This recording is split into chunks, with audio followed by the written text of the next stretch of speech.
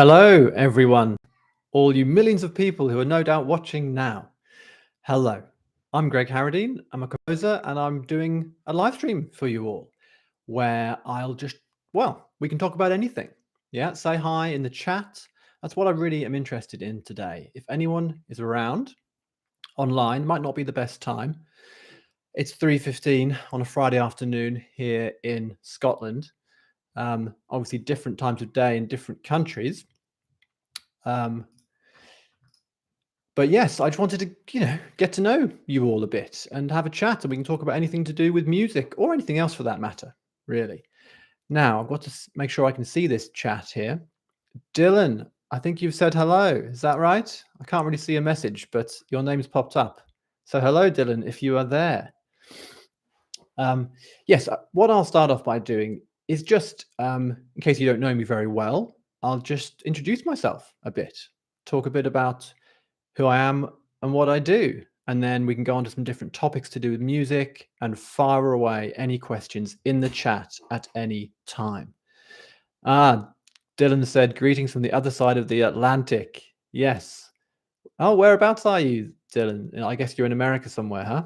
Let me know where you're based. Anyway, yes.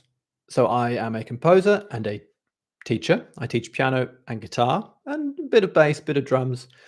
Oh, hello from Sweden. Hello to you in Sweden there as well. Wow, 2 people joining in. That's amazing. Yes, just sharing a bit about what I do. So I compose half the time. I teach half the time. I have 3 young children who are currently somewhere in this house. You might hear them at some point. So they take up a lot of time as well. I love them very much, of course, but life is a juggling act of making a living, trying to do some creative work that I get a lot of meaning out of, and family life. Yes, and I'm on a mission this month. You might have seen, you may have been aware, I've been pumping out videos, one every day this month. And thank you for watching if you have watched them. Yes, I'm trying to reach 3,000 subscribers. How far am I away? I don't know, 140 more to go or something. So fingers crossed we'll get there. Anyway, what should we chat about to do with music? Please suggest a topic or I'll kick us off. I will kick us off on a topic. Oh, well, thank you. Do I say Mew? Is that how I would pronounce your YouTube name there? Mew. Thank you, Mew, for saying you've had a very impressive output this month. It is hard, I must say, making a video a day. I mean, what I do is I don't actually do a video a day. I plan a few videos and then record, let's say 3 in a single day. Otherwise, that makes it vaguely manageable. But yes, it's been a lot, I must say. I think we should talk about a subject dear to my heart. Pronounced Maeve. Is that right? I'm sorry, my pronunciation is awful. There's a J in there. Is it? I don't think it's Medjev, is it? It's probably Maeve. Anyway, apologies. Maeve, cool. Well, hello. Nice to see you from Sweden. My wife and I hiked the Kungsleden a few years back before we had kids. We hiked the whole Kungsleden in 2 weeks, which was incredibly tough. And it rained most of the time, but we saw a lot of beauty through the rain. So that's my experience with Sweden. Anyway, yes, I thought we'd talk a bit about the subjectivity. Okay, subjectivity of music and art in general. You've probably seen I do some videos which I call good art, bad art. I do one a week usually. They're released on Thursdays or Fridays, and I share my opinion on all types of music, right? It could be a pop song, a classical composition, an album, and yeah, share my thoughts, my opinions on what I think of it. And sometimes people agree with me, sometimes people disagree with me. The disagreements are always fun. And what I love nothing more than having a constructive and respectful disagreement with someone about music. I've got a good friend called Nick, and we can have debates that go on for hours, and they can get quite heated, but it's not full of animosity, right? We're friends, and no matter, even if we have a different opinion, we can debate it, but we're still friends at the end of it, and that, I think, is wonderful. We should be able to have different opinions with other people, and not make it all, aggressive and get offended. We don't need to get offended. Um, so yes, is it even possible? Here's a question for anyone watching now. Maeve, maybe you have an opinion on this. Is it possible to even compare different musical creations and claim that one is better than another? Is that even possible?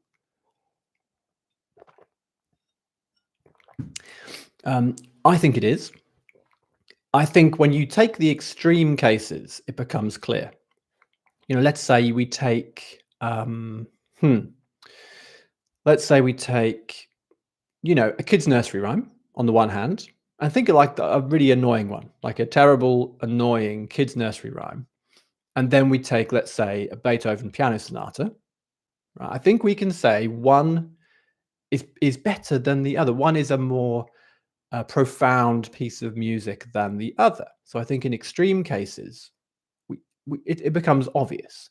What's harder is when you've got, say, two different, who knows, two different piano pieces, right? Or two different pop songs, right? And this one's great, this one's awful. Well, why? And we can attempt to say why, but can we ever really come up with an answer to that question? One angle people have on this is, well, let's say we hear a new piece of music. Is it beneficial to have any musical training when we listen to music, right? Should we become knowledgeable about music? Will that enhance our ability to enjoy music, or do we need no musical background whatsoever? Let's just think about that for a second. Yes, I'm looking at the chat, and absolutely right, Maeve. What's the purpose of the creation, right? That's an important question. Yeah, and Maeve says, and a nursery rhyme has a completely different purpose to a Beethoven sonata, and absolutely right. You might want to sing one to your child at bedtime and not attempt to perform the other. So yeah, you're right. You're right. The purpose of it. And Dylan said the test of time seems to be one of the most profound measures of quality. Very true. Because isn't it weird to think that, for example, lots of the music of J.S. Bach was kind of forgotten for quite a long time, many decades, until the Bach revival happened. And suddenly then, wow, we in the Western world, we all fell in love with J.S. Bach. But it didn't happen straight away. But yeah, I think time, the test of time. I do this with TV shows and films. I don't tend to watch the latest show when everyone else is, because half of them then a few months later, everyone's forgot about them and they actually weren't that good. So my wife and I wait quite a long time often and see, what was great 10 years ago and is still considered great now, Yes, by the way, if you've got any, we've just finished the series, actually. We just finished Succession, which we thought was fantastic. We need a new series to watch, so any recommendations, let me know. But yes,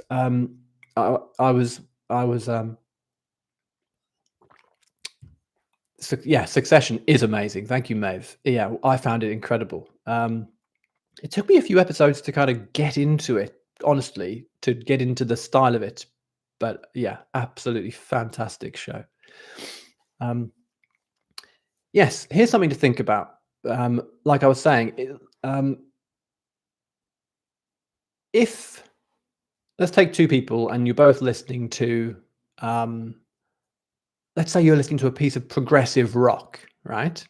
There's a band I love called the Mars Volta, who kind of niche.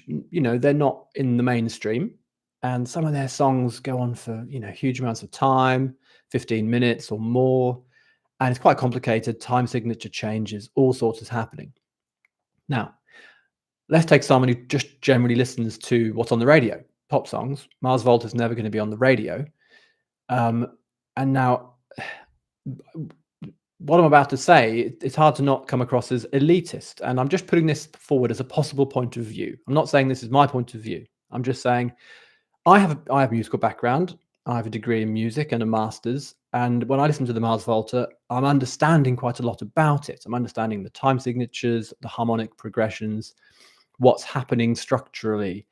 Whereas your average listener of of pop music probably isn't going to listen to that, isn't going to get all that. Now, the question I'm posing is, therefore, does that make, and it's just a question, does that make my point of view more valid than your average listener? And I honestly do not know. It's like art, right? If I walk into an art gallery and see a piece of modern art, I don't have much of an art background. And if you walk me in there with an art student or an art scholar, they may well look at a piece of modern art and have a whole series of things they're thinking about based on their background that I just wouldn't even see. So I might look at something and see a few abstract colors and think, "Oh, that looks rubbish. Oh, that's a terrible piece of art." But then with their training and their background and their knowledge and their years and years of exposure to art would look at it and have all sorts of thoughts, and they could appreciate it in a much richer way than I could. So there's my question for you: Does is are some people are some people's opinion more valid than others when we're judging music or art in general?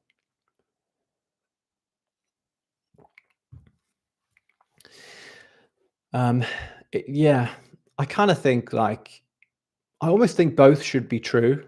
Like, yes, of course it's true. If you're an expert in something, and I'm not saying I'm an expert in music, not by a long shot. Yeah, I know some things, but there's always so much more to learn. But if you're an expert in something, you're going to have a more in depth appreciation of that subject. But equally, if there's a great piece of music, it should probably be able to be appreciated by most people, even without musical training, don't you think? Um, isn't it wonderful when great pieces of music do push through into the mainstream as well? Because honestly, isn't a lot it's sad, isn't it? A lot of what is mainstream, the top of the pop music charts, it is pretty rubbish. It just is. And same with TV, it can be, again, not always, like Succession can be popular and amazing, right? But it's not always the case. Let's see the chat. So Maeve has said, "Oh, there's a genre of music which is music for musicians." Yeah, yeah. Similar example would be Jacob Collier. There's a lot to discover for a learned musician that goes over the head of non-musicians. Yes, and honestly, that can be a bit of a turn-off, can't it? Music for musicians. It can all get a bit self-indulgent, right? It's a fine line, though. It's a real fine line. I've heard a lot of people say that the Mars Volta are pretty self-indulgent, but I absolutely love their stuff. It vibes with me. Whereas, honestly, sorry sorry if you're of an opposite opinion, but Jacob Collier's music does not chime with me. I find it leaves me cold generally. Um, it's probably, it's just one of those things. I just don't connect with Jacob Collier's music. I think it's impressive, and he is obviously immensely talented. Wow, incredible. And the craft and the art of what he does is amazing. But for me, yeah, um, he has lots of fans, but I don't really count myself one of them. Maybe I haven't given him enough of a chance. I've listened to some of his stuff, but I haven't sat down in depth. So if you are a Jacob Collier fan, anyone watching, then tell me something I should listen to best represent Jacob Collier's music, and I'll give it a go.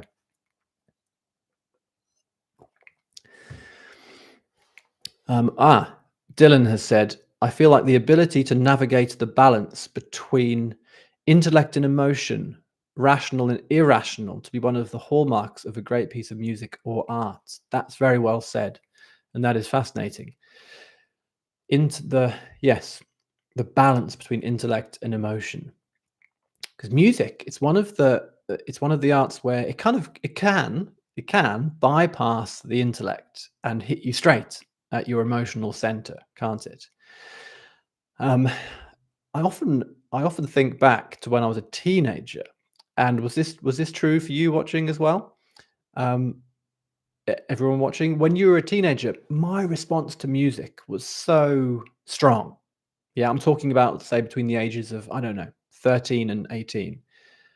It bypassed my intellect, and it just hit me. It just hit me, and I was so in love with music. I would spend all my time, well, not all my time, but I spent a lot of my time just listening for hours and hours, figuring stuff out on guitar and piano, trying to write my own songs, which were awful.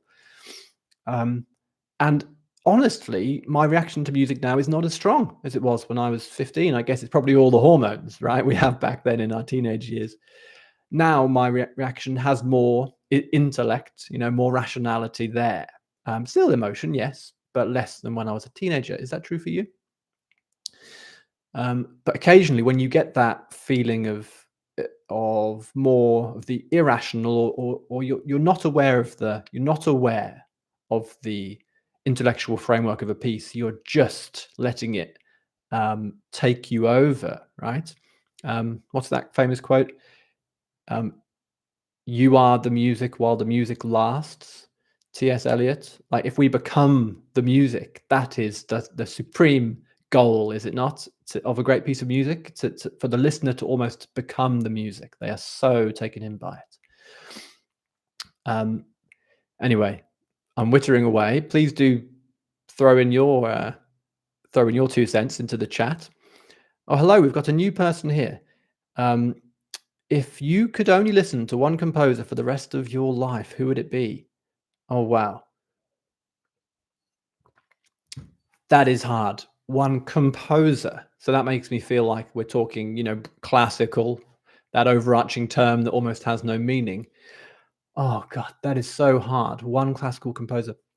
Well, it would have to be someone with a large output, I would say, if it's the only composer I could listen to for my lifetime. My gut reaction was Beethoven. Um, I just, yeah, maybe that's a bit of a obvious choice, and maybe it's an old-fashioned choice. I'm sorry if it is. But his piano sonatas, I mean, even his piano sonatas alone could keep me occupied for years, I'm sure, let alone all his string quartets and his symphonies. So I think I've got to go with my gut, and I would say Beethoven. Yeah. What would everybody else say? Yeah, it's a good question, a good conversation starter. If you could listen to one composer's music for the rest of your life, who would it be? I'll go Beethoven. Um, Maeve has said, oh yeah, back to this idea of how do we feel about music throughout our life. Maeve has said, the perception and experience of music has definitely changed throughout my life, but I can still, at the ripe age of 27, be taken over despite the intellectual side of my musicianship. Yeah. Oh, I'm glad to hear it. I'm glad to hear it. And I can too.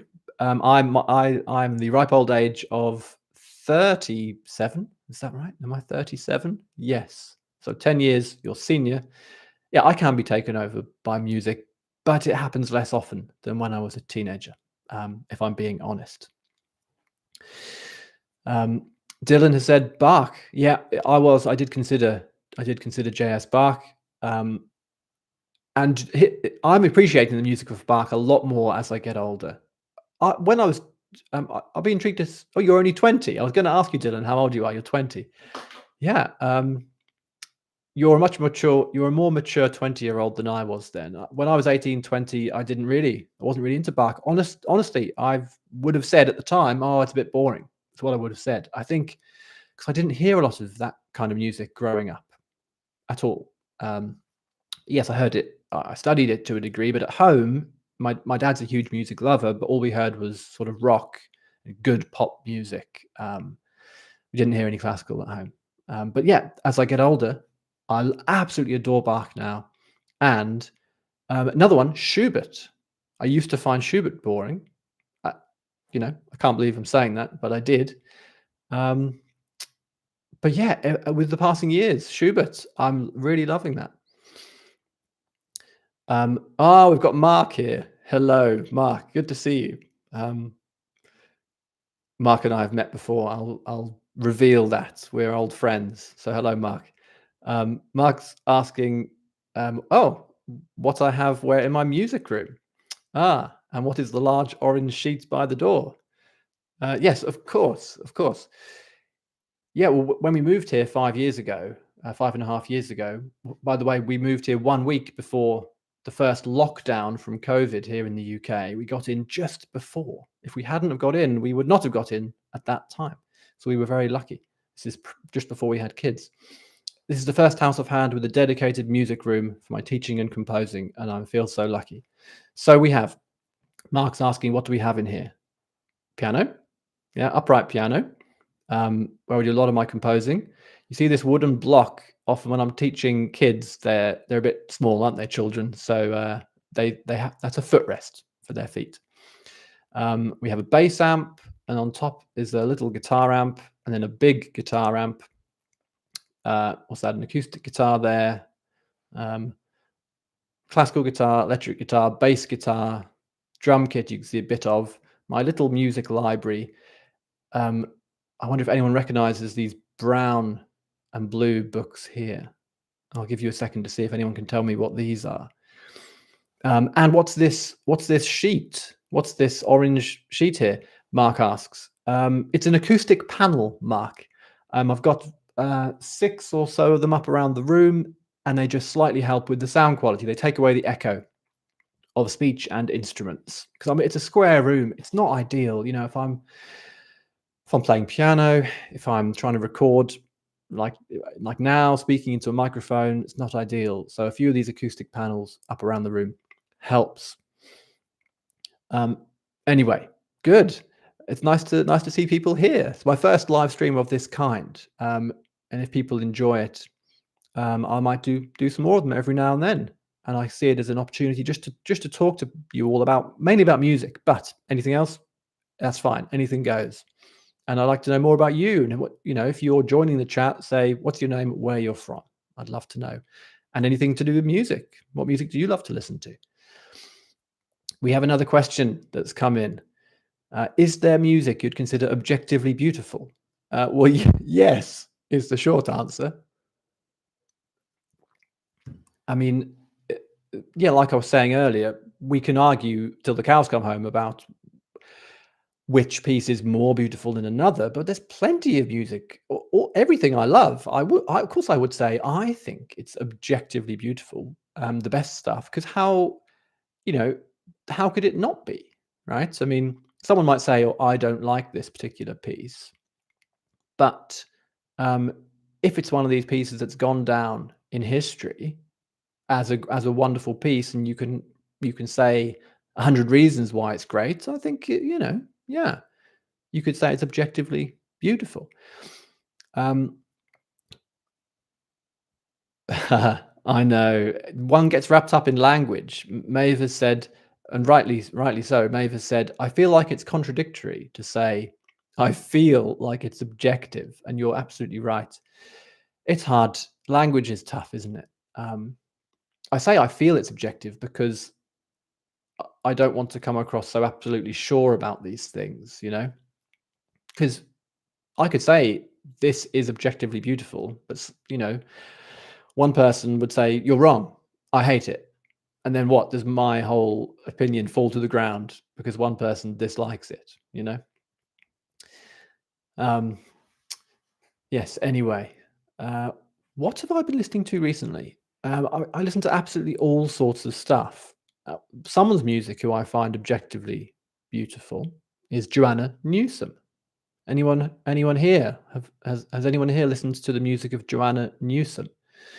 She's an amazing harpist, singer, songwriter, composer, and her lyrics are some of the best lyrics I've ever come across. A real poet. She has an interesting vocal timbre, and many people, or some people, don't like the sound of her voice because it's an unusual timbre, shall we say? Oh, good. Yes. Oh, I'm glad Maeve has listened to Joanna Newsom. But I find her writing, her actual composition, her songwriting, some of the most beautiful songwriting out there. And I would say that her music is objectively beautiful, and I would argue that. But if someone said, is her vocal timbre objectively beautiful? No, because I can see why people would disagree. It's annoying, isn't it, when you like a band or a group or something, but there's one aspect that grates with you, like a voice. Um, yeah, I think it took me a good few listeners to get used to her voice as well. But now I'm just totally won over, 100%. Um, okay, here's a question. Unless another one pops up in the chat here. Here's a question for you, and I'll try to answer it as well. Um, and I'm aware some people might be watching with a lag. You might have started 10 minutes late. Um, Mark, I'm looking at you, so don't worry if you're keep saying what you're saying, and I'll get to it eventually. Hopefully. By the way, I'm doing this till 4:15 for an hour. So yeah, stick with me if you like for the hour. Of course, you're free to leave when you wish. Um, but even if you're watching this after the time, still ask questions. Still leave comments because I will answer those comments after the hour is up in the next few days. Anyway, my question: what is the role of a composer today in 2025? Yes, what should composers be doing, if anything, in 2025? I'll tell you why I asked this. Because I often feel at a loss. Some people say, some people are of the opinion. Yeah, I agree with you, Maeve. The role of a composer now is to compose. Yeah, absolutely. Some people think, though, we should be pushing music to its limits, right? There should always be progress. There should always be change, right? Because if you look at the historical periods of music and the other arts, there is change, isn't there? Things progress in a certain way. Composers keep trying different things, and we have all these different musical eras, musical styles, right? We have the Baroque, we have classical, we have romantic, we have modernism. We have the avant-garde, and we have serialism, and what are we doing today? I don't even know. Postmodernism. But okay, so people have that opinion, but you can't keep pushing the extremes, or you get to play. Well, no, you can, and you should if you want to, but I don't think everyone has to. And that, obviously, if you've ever heard my music, that's not what I do. But I've been to concerts of my music where people have said to me, "What? Why?" They've literally said in a Q&A, public Q&A, they said, "Oh, that was very nice, but why did you bother to write it? Because it sounds like it could have been written 100 years ago." And I react to that in different ways. Part of me thinks, I don't care. Like, yes, my language is tonal. It probably is a kind of romantic or post-romantic idiom is what I write. But part of me thinks, who cares? Composers should write exactly what they want, and if people enjoy it, that's it. That's the important thing. Write whatever the hell you want, and leave it up to the listeners to see if they like it or not. But another side of me thinks, oh, do they have a point? Do they have a point? Why? What's the point of, say, someone like me writing more music that could have been written that is like, shoddy music, a shoddier version of some of the great romantic stuff that happened 100 or so years ago? Like, why? And I'm not quite sure. Depends on my mood. Some days I feel confident, like, no, I'll write whatever I like. And if it sounds like, uh, it could have been written by, Schumann on an off day, then fine. Other days I think, oh, I should just give up because what am I adding to the musical landscape of the world? Let me look at this chat here to catch up. What's the job of the composer? Well, Dylan has said to do the opposite of whatever Ed Sheeran is doing. Yes. Thank you, Dylan. You may have, yeah. You probably know, I recently did a review of Ed Sheeran's latest album. I spotted it was coming out, and I'm not an Ed Sheeran fan, but I wanted to give it a go. And if I would have liked it, I would have admitted it. I think one of the most important things in life is to be able to change our minds. Yeah. And yeah, I would say some positive stuff about it if there was anything positive to say. But in my opinion, it was awful. And I said so. And lots of his fans really, they just said basically, oh, you're just a hater. Like, you're just jealous. I got that a lot. You're just jealous. You're just a hater. You're just an untalented guy who is jealous of Ed Sheeran's popularity. You see, so I feel like I triggered them. They got offended because I disliked his music. But I'm happy for all his millions of fans. They can enjoy his music. I don't want to enjoy his music because I can't. It's physically impossible for me to enjoy his music because it's so awful, in my subjective opinion. Um, he may be a talented guitarist, sure. I don't know. But I mean, well, I do know he's a good guitarist in his style. He can play well, but is he creating the kind of artworks that will endure for decades and centuries and that sort of thing? No. Maeve has said, I feel like we live in a very individualistic era where composers in general tend to want to take music in new directions. Not saying it's the case for everyone, but compared to my classmates. Yeah. Yes. I think as the decades have progressed throughout the 20th century and 21st century, life is becoming more individualistic, isn't it? Absolutely. And there's good sides to that and bad sides to that. Um, I like to think that, it's nice to think of oneself as an individual in a way. Oh, we don't just follow the crowd. We don't mind. We're not sheep. We don't follow the flock. We come to our own conclusions. We do what we want to do, not what we're told to do or what our parents have done or not what our classmates are doing. We do our own thing. Yes. But also, we can't all be like individual creative geniuses, all molding our own absolutely original styles. If we're a composer, we stand on the shoulders of giants, and we will inevitably be influenced by others. Everyone is. We're all influenced by others, whether we recognize it or not. Everyone is. Um, I forget the quote, but Oliver Sacks kind of said, "Look, um, no one's original. Shakespeare wasn't original. He borrowed or stole most of the plots of his plays. Um, we're just this amalgam of our influences. However, if we think deeply and if we truly try to delve into our souls or into our psyche, we can create something slightly new from this amalgam of influences." Um, and yeah, that idea gives me solace. Um, and yes, with my music, I think I listen if I'm looking at a piece of mine, most of it. Well, obviously I do my best, but most of it, I think, oh, okay, it's quite good, but it's not incredible. But then every now and then I think, oh, here's like a tiny 10-second bit where I think, now that is good. That's good. Somehow I've managed to put everything together in exactly the way I wanted. That it's like a mixture of soul and intellect, and that's it. That 10-second bit. Then the next 5 minutes, oh, it's just average. Yeah, that's hard. Let's see. Dylan said, I've only composed one piece in full, a 2-minute prelude. But still, that's great, Dylan. Yeah. Well, congratulations to you on your prelude. Yeah.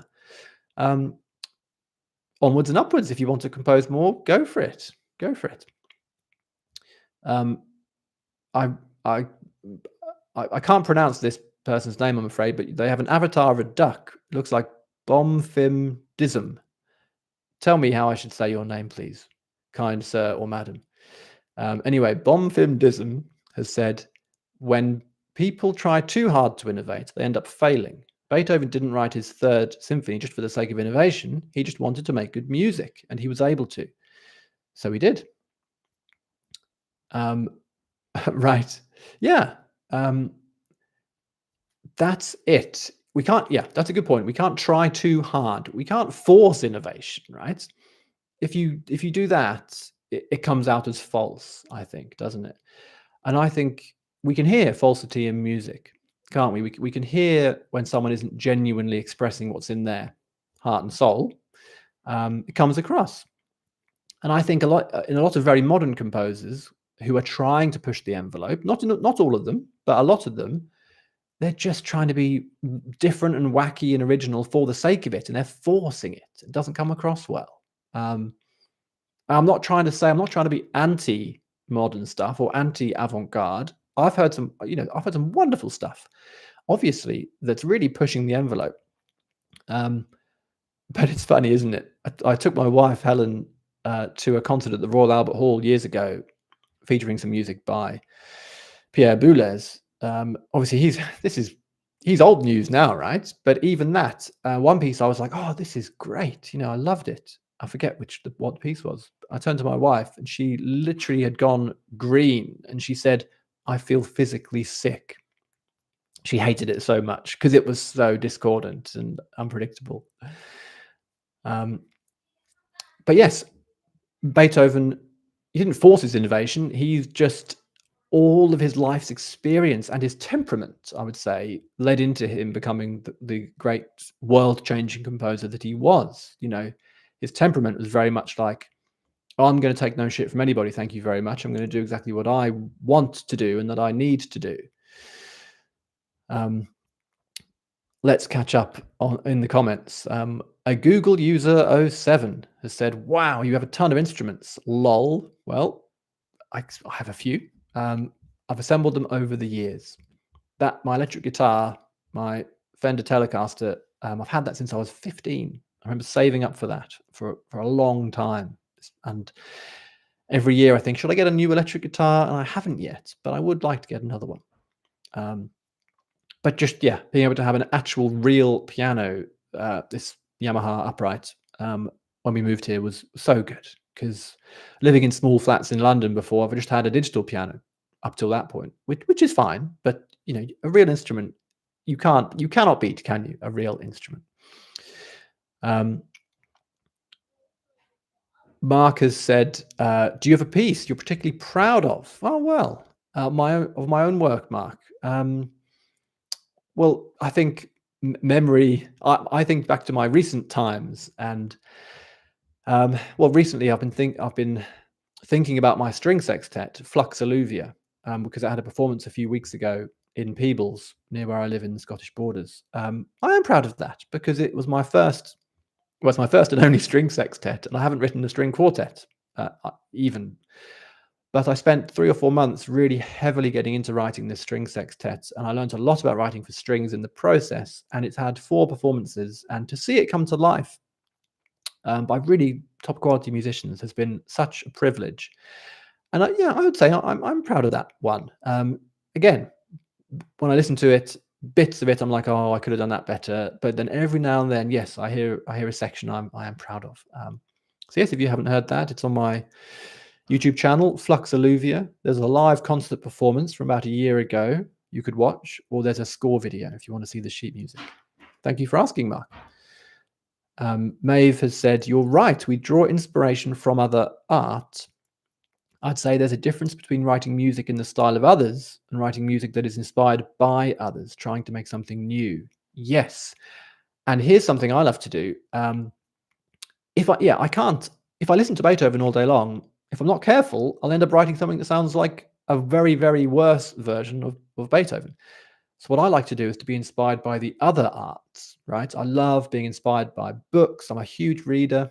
Well, I aspire to be a huge reader. Now I've got 3 kids. It's hard to find the time to read, honestly. Get through like 4 pages a night or 6 pages a night. Sometimes more. But yes, I'm often inspired by novels, poetry, occasionally by visual art too, paintings. But I know very little about painting. I really consider myself a total amateur, verging on a philistine to do with painting. I aspire to learning more about painting. But then I feel like, oh, now I can be original in my own way because, oh, this novel I love, how do I sum up this feeling of this novel, but in a piano piece, right? Cross cultivation of the arts. I'm really interested in that. There's a technical term, musical ekphrasis or ekphrasis, a Greek term, which is exactly that, trying to literally translate another artistic product into music. And it goes way back to the Greeks. Can we have a musical version of a painting or a poem? That's a massive discussion. And again, there are different possible answers, but in one sense, no, of course you can't. Like, you can't turn a poem into an instrumental piece like a piano composition and expect people to hear the piano composition and then be able to tell you what poem inspired it. That's impossible. But we can convey moods, can we not? And if we read a poem and then afterwards we hear a piece of music inspired by that poem, they might enrich each other hugely. Yeah. I'm really interested in that. If you were interested, there's a great book by uh, a German writer, Sieglind Brunn. And she wrote all about musical ekphrasis. So if that interests you, go look it up. Okay, I've got 20 minutes left. Keep firing these questions down. I'm enjoying this. Hope you're enjoying it. Yeah, I don't. 3 kids living in rural Scotland. I don't get out much these days. Back in London, it'd be nice to have these discussions at the pub. But now I feel like it's nice to actually have a discussion now, honestly, just socially. So thank you for being here. Um, a Google user '07. What was your musical journey like? And also, they've asked, what genres of music do you generally compose? Well, my musical journey, very briefly. My dad is a huge music fan, but not a musician. My mum is not a musician, but I got keyboard lessons from when I was about 6, keyboard. And then when I was 11, I asked for guitar lessons, got a guitar, and the guitar was my gateway into becoming an absolute huge lover of music, because suddenly I could play along to the songs I loved at the time. I was into rock music, still am. So from then on, I was playing guitar all the time, played more keyboard, got into piano. Music was the only possible route for me. What else would I study further? For A levels, for university, it was music and it was composition. So did all that, learning more and more and more. Loved composing. How do you make a living from it? So I had a very short-lived full-time job working for ABRSM, the exams board here in the UK. I think that lasted just a couple of months, and I was like, no, cannot do this 9 to 5 in an office. Goodbye. And then I just started attempting to make a living as a musician through composing for theatre in London, like new plays. It was always like new plays at Soho Theatre, stuff like that. Teaching a little bit, started teaching piano and guitar, but I had to have part-time jobs for a number of years. For 2 or 3 years, I was doing all sorts. I was delivering sandwiches around London. I was delivering magazines. I worked for a music charity, the Musical Brain, doing admin for a number of years. That was great. I loved that. But it took a number of years till I could just do composition and teaching, and that's what I do now. It's about 50-50 in terms of my career. I do 3 or 4 hours of teaching a day, and on a good day, I do 3 or 4 hours of composition, but that's not every day. Obviously, it's up and down. Projects come and go. When a big project comes along, I'm doing lots of composition. If it's not a big project, I don't. But say I don't. I do always keep composing. I write at least one piano piece every month for my Patreon supporters. Please become a Patreon supporter if you fancy it. This is where you can sign up on Patreon, pay a few pounds a month, different membership tiers, different amounts of money, and you get different things from me. At a minimum, you get access to all of my compositions, the sheet music and the audio recordings. Yeah, lots and lots of piano pieces, other pieces too. And you can vote on things I should compose. You can get exclusive videos. At a higher level, at the highest tier, you can even get personal commissions that I will write for you. Anyway, enough of advertising my own wares, but that's my musical journey in a nutshell. Thank you for asking. And what genres do I generally compose? Nowadays, it's, again, I'll use this term classical, kind of almost meaningless, but yeah, for classical ensembles, chamber music, small classical ensembles for concerts. I do a lot of at the moment. But in the past, I've written in all sorts of different genres, especially when writing for theatre, which I did a lot of in London. It would depend on what the director wanted. One director might want a jazz score. Another director might want electronic music, right? So that I love that. I love that challenge. And also, I've always been interested in writing songs, but I don't do much songwriting these days. But given the opportunity, I'd love to. I'd love to write more songs. Dylan has said, off topic a bit, any favorite films? Do you know what, Dylan? Yeah, I have a few favorite films, I suppose, but I want to watch more film. I don't. I haven't for many years. I rarely watch films. I think because I give a higher priority to music and literature. My wife used to work in publishing, and books are her thing, music's my thing. And of an evening, if we have some time in the evening, we'll often, watch an hour of a series and then read a bit. So to sit down for a whole film, we don't do it very often. I want to do it more. I have great plans for when the kids leave home. Oh God, it's so far away. When the kids leave home, yeah, just watching 2 films a week and going through the classics of the past, Films I love, The Godfather. I mean, it is an amazing film, is it not? Uh, Great film. And if I want a bit of something fun, I'm not really a fan of I'm not a fan of vegging out over a film, but if I want something more light-hearted, With Nail and I'm a massive fan of the humor in that film, With Nail and I. I'm sure there's others I'm forgetting right now, other films I love, but I'll go with those, The Godfather and With Nail and I. What about you, Dylan? You're much more into film than I am, I'm sure, so please recommend some films to me.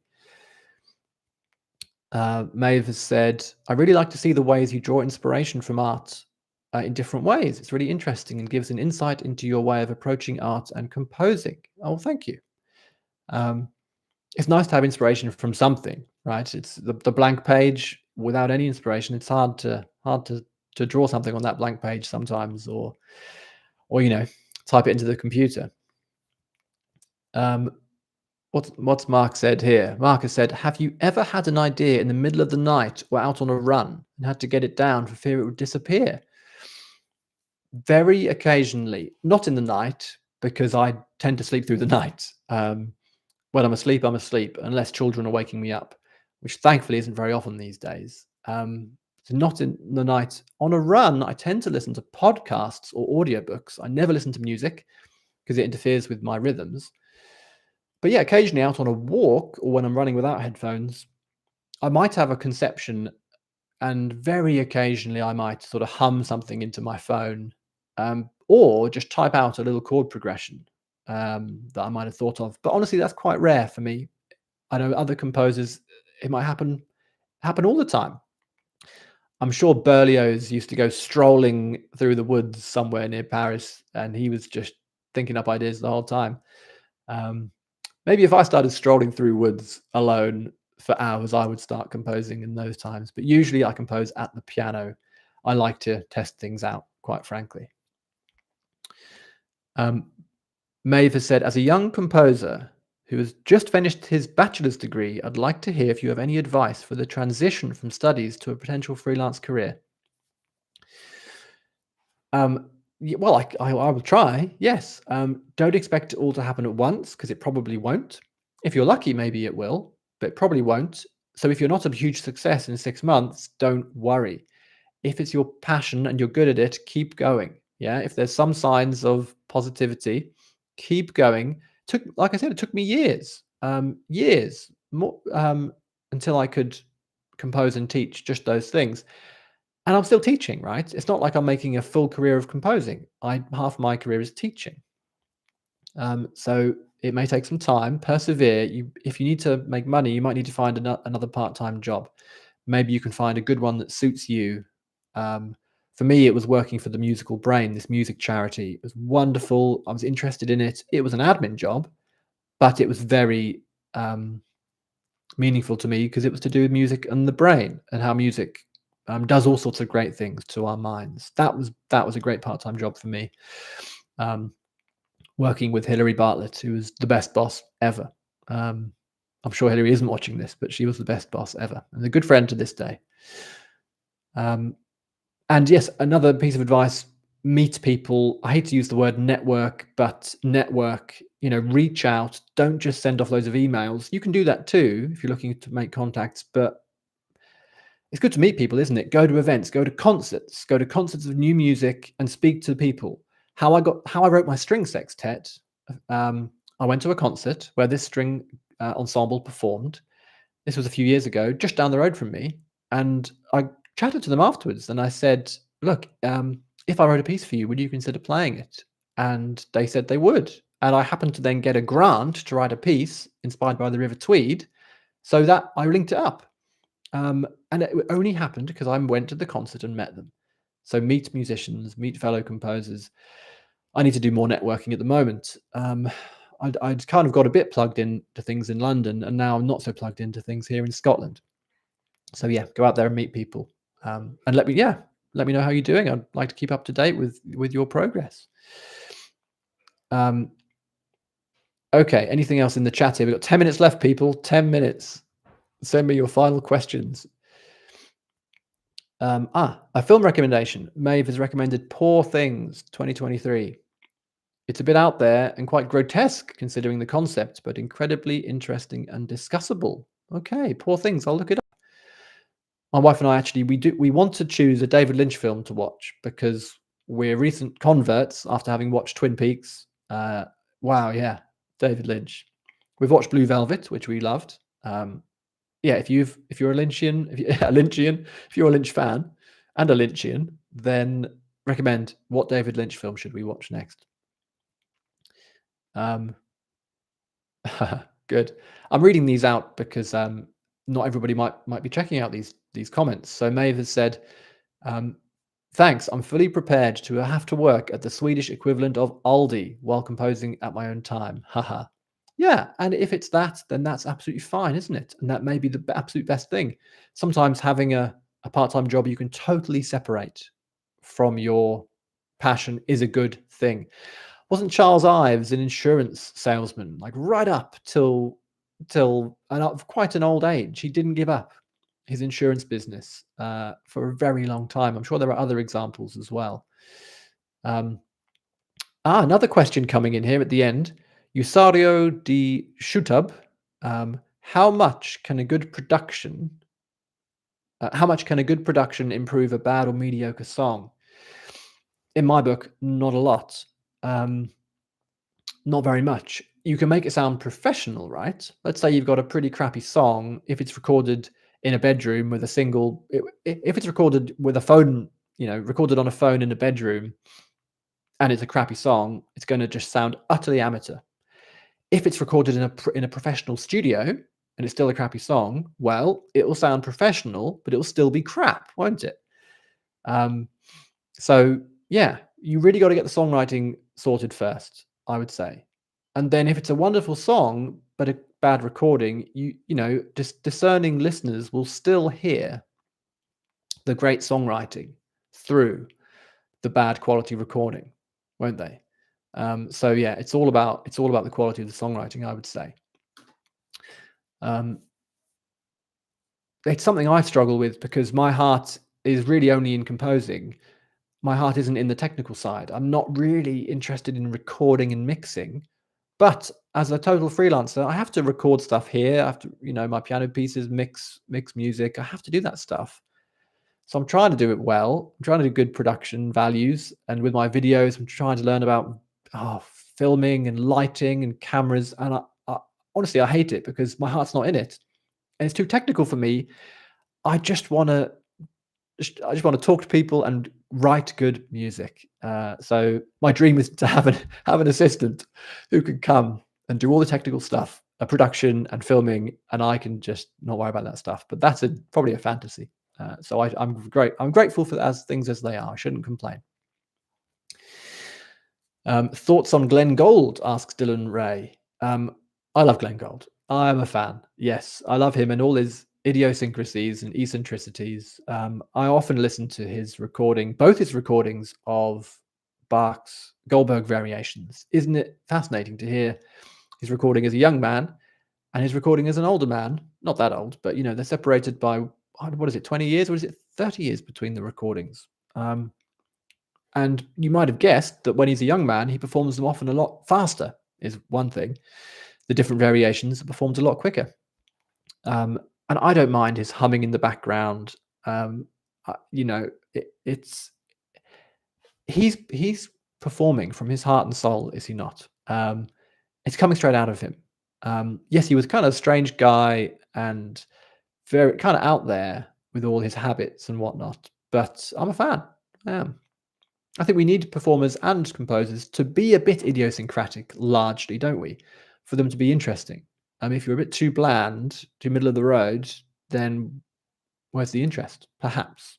Although some would say no, the performer should disappear behind the music, right? It's all about the music. The performer should actually be more of a blank slate and let the composer's intentions shine through rather than Glenn Gould putting himself onto the music. What do you think, Dylan? What do you think about Glenn Gould? 5 minutes to go. I'm really grateful for the few of you who are here. It's been really fun for me, and I really appreciate all these questions. Hope you've enjoyed it too. And uh, yeah, we should do it again. Maybe with a drink next time, with a pint. Shame I can't see you all on video like in a Zoom meeting. Wonder should we do this on Zoom sometime? I don't know. Um, Mark has said, speaking of meeting and working with others, if you could collaborate with any other musician, who would it be? Firstly, alive and then dead. What do you mean? Collaborate with them when they're alive, and then with them when they're dead? Mark, that's a bit inappropriate. Um, I don't know. Well, let's think. I mean, I'm thinking of musicians here, not composers. Obviously, you know, I couldn't collaborate with another composer because I'm thinking of the great composers. Because what would I have to add to their output? Nothing. But musicians, um, I would love to write living. I'd love to write some songs for any of the singers I love. I'd love to like write some songs for Fiona Apple, let's say, or I don't know if I'd dare for Joanna Newsom because she is so she her stuff is so unique to her. I'd love to write some songs for Fiona Apple. Um, maybe for I tell you what, I like rock music and metal as well. I'd love to work with a really good metal band. I'll tell you what, I've had this idea in my head, which will never happen, but I'd love to be given a fully fledged metal group. But what it would be three female vocalists who could sing in amazing harmony, right? So I would write three-part harmony over the top of, a metal backing band, right? Like low, down-tuned electric guitars, an amazing drummer, um, obviously bassist. I'd love to write a set of amazing, like dark metal songs, but three-part harmony, female vocals. That's a dream. Don't know who these people would be, but yeah, I'd love to do that. Um, dead musicians, well, I don't know. Be fun to write some songs for like Janis Joplin, or work. I mean, Jimi Hendrix. That'd be interesting, wouldn't it? Kurt Cobain. I don't think I could add much. No, I couldn't collaborate with Kurt Cobain because, um, no, no way. I love his music, and that's not. Yeah, he doesn't need me at all. No one, obviously, none of these people need me. But it'd be fun to, wouldn't it be fun to work with some of them? Uh, Ah, Mavis said, "Have you heard of the Armenian pianist Tigran Hamasyan? If not, you should listen to his solo piano album, An Ancient Observer." Do you know the name rings a bell, but I don't think I've no, I don't think I've heard any of his music. No, I shall check that out. I'll go back, look at the chat, and write down these things and check these things out. I really appreciate the recommendations. Um, yes, a couple of minutes to go. I'm so glad we had things to talk about for this first live stream of mine. Actually, I used to do a few live streams. Mark, you might have seen some of these back during COVID. I just did these fun little live streams when we were all stuck in our homes, where I play a bit of piano and talk. This was on Facebook though. But yes, I'm kind of YouTube seems to be what I'm up to these days. Social media, I mostly hate it. Do you? I mean, it's kind of good and bad, isn't it? I have a very mixed relationship with social media. But YouTube seems to be a good way for me, at least at the moment, to get my music out there and connect with other people with an interest in discussing music, which I love. Mavis said, "I've been enjoying this live stream, regardless of the lack of a pint. Looking forward to be able to connect more." Yes, absolutely. Yeah, same. Yeah, I might do another one, and maybe I don't know, maybe in the evening. Obviously, it's different times. If Dylan, you're in America, maybe you're in Sweden. It's all different times of day, isn't it? So we're never going to please everybody. Last minute, a question's coming from Mark. Which one Fiona Apple song should I listen to after this? Oh gosh, it depends. If you want a fun one, listen to. Is it called Hot Knife? I think it's called Hot Knife. Yeah, Hot Knife is a fun one. If you want a moving one, an early one that I find very affecting is Never Is a Promise. Very moving song. I think she wrote it. I forget how old she was, but she was young. Maybe she was like, I don't know, 16, 17, 18. Yeah, Never Is a Promise. Um, isn't it amazing these people who can write amazing things at a young age? Whether it's Mozart, whether it's Kate Bush writing songs age 16, 17, Mary Shelley writing Frankenstein. Was she 18? Oh god, it sort of makes you sick. What I say as a 37-year-old. Um, and I hope one day I can write something that is meaningful to people. Well, I'll have to stop now, really. But hello, Philippe. You've come in at the last second. Philippe had said, I'm of the opinion that interpreters should be allowed to play as they see fit. I do not agree with the rigid way of classical music. Personality is so very important. Yeah, I do agree. I do agree with you. I'm glad you like Hot Knife. Good. I'll sign off now. I could keep going, but I won't. I can't. I've got to teach some piano and guitar now, but hopefully do this again.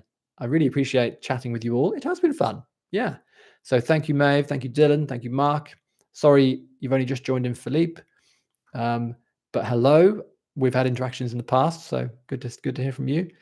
Thank you, a Google user oh 07. Thank you, Bombfimdism. And yes, thank you all. It's been good. Have a good weekend. I think we all deserve a nice, relaxing weekend now. So listen to some good music. Over and out. See ya.